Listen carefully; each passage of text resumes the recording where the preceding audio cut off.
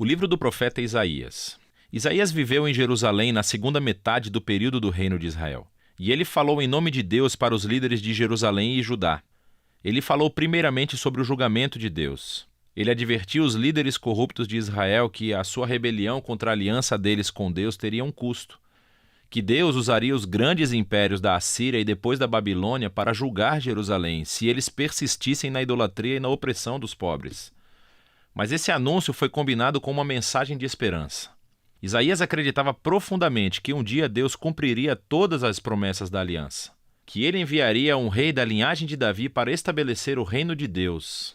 Lembre-se de 2 Samuel 7, que ele iria liderar Israel em obediência a todas as leis da aliança feitas no Monte Sinai. Lembre-se do capítulo 19 de Êxodo. E tudo isso aconteceu para que a bênção e a salvação de Deus fluíssem para todas as nações, como Deus prometeu a Abraão em Gênesis, capítulo 12.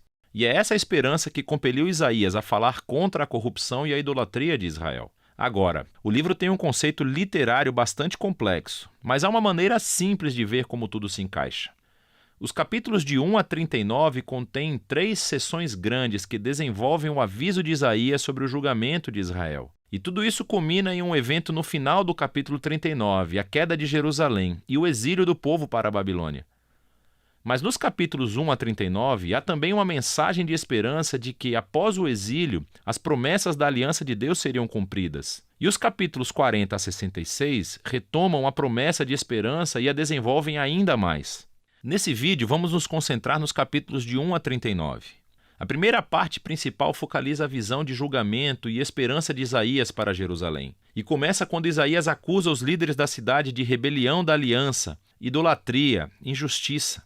E Deus diz que ele vai julgar a cidade enviando as nações para conquistar Israel.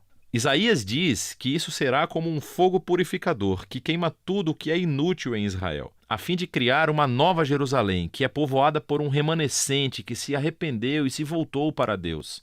E Isaías diz que é quando o reino de Deus virá e todas as nações virão ao templo de Jerusalém e aprenderão a justiça de Deus, trazendo uma era de paz e harmonia universal.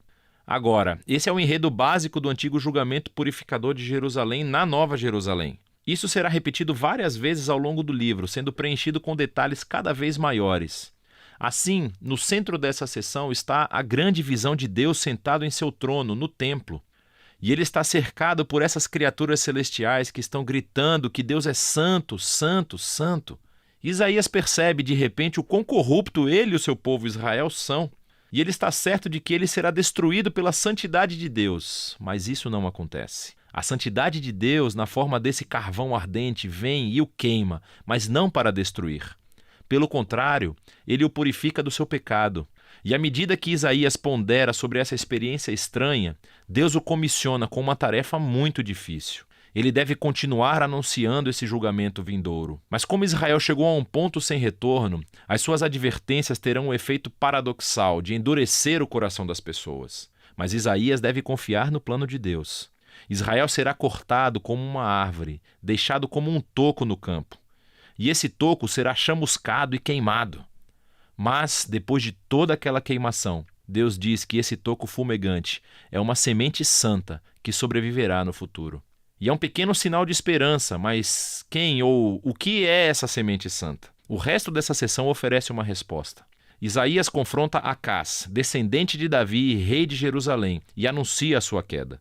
Deus diz que é o grande império da Assíria que primeiro cortará Israel e devastará a terra. Mas há esperança. Por causa da promessa de Deus a Davi, ele enviará, após essa destruição, um novo rei chamado Emanuel, que significa Deus conosco. E o reino de Emanuel vai libertar o povo de Deus de impérios violentos e opressivos. E Isaías descreve esse rei vindouro como um pequeno broto de novo crescimento que emergirá do velho toco da família de Davi. É esse rei que é a semente santa do capítulo 6. E o rei será capacitado pelo Espírito de Deus para governar uma nova Jerusalém e trazer justiça para os pobres. E todas as nações procurarão esse rei messiânico para obter orientação. Seu reino transformará toda a criação, trazendo paz. Agora, você terminou os capítulos de 1 a 12 com uma boa impressão da mensagem de julgamento e esperança de Isaías. Mas quando tudo isso acontecerá? Isaías viu outro império surgindo após a Assíria.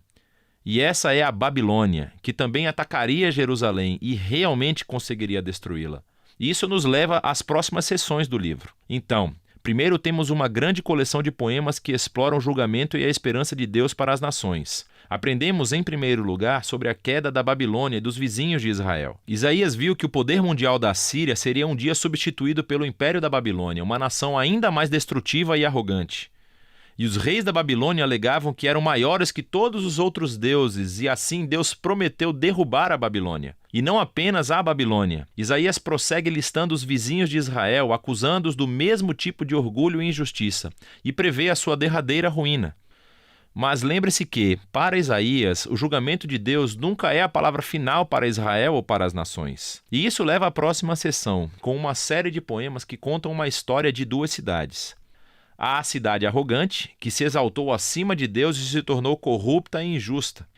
Essa cidade é um arquétipo da humanidade rebelde, e é descrita com uma linguagem emprestada das descrições anteriores de Isaías sobre Jerusalém, Assíria e Babilônia, todas juntas. Essa cidade está destinada à ruína, e um dia ela será substituída pela nova Jerusalém, onde Deus reina sobre uma humanidade redimida de todas as nações, e não há mais morte ou sofrimento. Esses capítulos são o clímax dessa sessão e mostram como a mensagem de Isaías apontava para muito além do seu próprio dia. Foi uma mensagem para todos os que estão esperando por Deus para trazer a sua justiça sobre reinos violentos e opressivos, e trazer seu reino de justiça e paz e cura em amor. A sessão seguinte retorna o foco para a ascensão e queda de Jerusalém. E primeiro, encontramos um monte de poemas onde Isaías acusa os líderes de Jerusalém de se voltarem para o Egito em busca de proteção militar contra a Síria. Ele sabe que isso vai sair pela culatra, e Isaías diz que somente a confiança em seu Deus e o arrependimento podem salvar Israel agora, o que é ilustrado pela seguinte história sobre a ascensão de Ezequias, o rei de Jerusalém. Assim como Isaías previu, os exércitos assírios vêm e tentam atacar a cidade. E então Ezequias se humilha diante de Deus e ora pela libertação divina, e a cidade é miraculosamente salva da noite para o dia. Mas a ascensão de Ezequias é imediatamente seguida pela sua queda. Então ele hospeda uma delegação da Babilônia e tenta impressioná-los mostrando tudo no tesouro e no templo e os palácios de Jerusalém. É claramente um esforço para fazer outra aliança política para obter sua proteção. Isaías ouve sobre isso e ele confronta Ezequias por sua loucura. E ele prevê que esse aliado um dia o trairá e retornará como inimigo para conquistar Jerusalém. E sabemos em 2 Reis, capítulos 24 e 25, que Isaías estava certo. Mais de 100 anos depois, a Babilônia se voltaria contra Jerusalém, viria e destruiria a cidade, seu templo, e levaria os israelitas para o exílio na Babilônia. E assim, todas as advertências de Isaías sobre o julgamento divino dos capítulos de 1 a 39 levam a esse momento. Ele mostrou ser um verdadeiro profeta, porque tudo aconteceu como ele disse. Mas lembre-se, o propósito do julgamento de Deus era purificar Jerusalém e trazer a semente santa e o reino messiânico sobre todas as nações. E é essa a esperança que é explorada na próxima parte do livro. Mas por enquanto, é disso que se tratam os capítulos de 1 a 39 de Isaías.